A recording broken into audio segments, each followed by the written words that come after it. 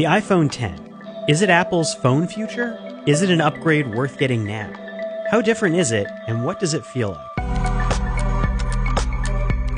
We've had the iPhone 10 for just a handful of hours so far, but these are my first impressions out of the box with what the 10 brings to the table.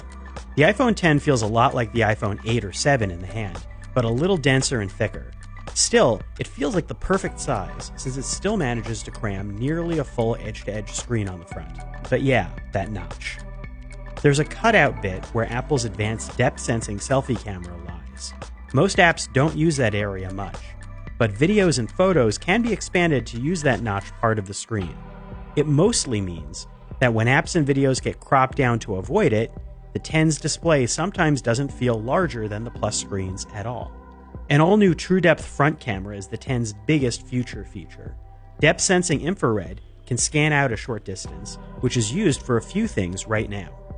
Most importantly, those cameras can now unlock your phone and pay for things. Face ID replaces Touch ID. The 3D face mapping is the only way to unlock your phone and pay for things besides using a normal passcode. It's pretty fast to set up, and it worked well on my face. But you still need to swipe up to unlock.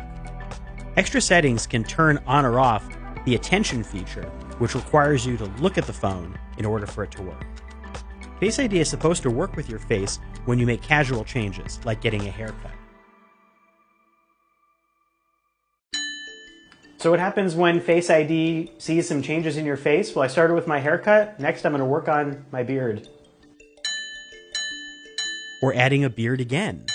Crazy new glasses? A hat? A scarf? A hat and scarf?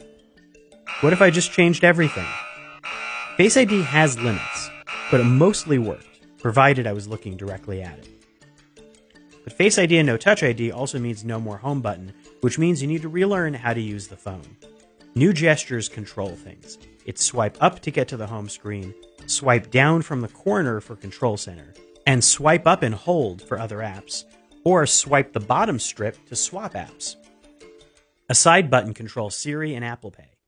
It's a lot to get used to right away, and some of the gestures aren't always one-hand friendly for quick on-the-go access. There are a few camera upgrades on the iPhone 10. Selfies can get portrait mode now, which adds depth effect to headshots. It looks really good, but the portrait lighting beta so far, which tries to add studio-style lighting, looks like it still needs work. The TrueDepth camera can also be used for augmented reality and other face mapping tricks. There aren't that many so far. Animoji is Apple's Snapchat-like face mapping trick for iMessage, which lets you face puppet animated emoji as you speak. The 10-second clips are cute, but Snapchat's also taking advantage of TrueDepth with improved face mapping filters too.